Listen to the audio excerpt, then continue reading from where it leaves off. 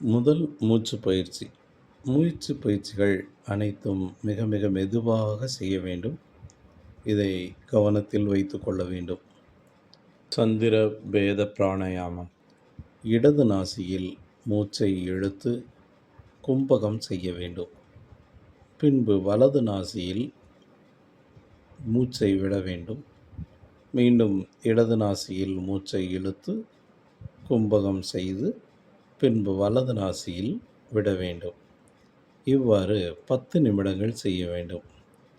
இப்படி செய்வதால் சிம்பத்தட்டிக் நரம்பு மண்டலம் ஆஃப் செய்யப்பட்டு பேராசிம்பத்தட்டிக் நரம்பு மண்டலம் தூண்டப்பட்டுவிடும்.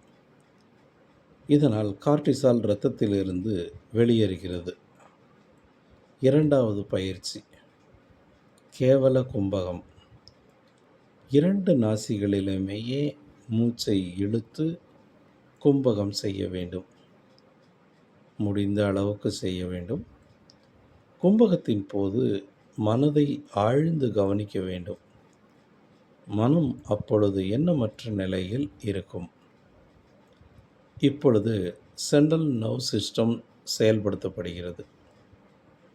சிம்பத்தட்டிக் நர்வ் சிஸ்டம் துண்டிக்கப்பட்டு பேராசிம்பத்தட்டிக் நர்வ் சிஸ்டம் ஆக்டிவேட் செய்யப்படும். கார்டிசால் இரத்தத்திலிருந்து வெளியேறுகிறது. மனம் அமைதியடையும்.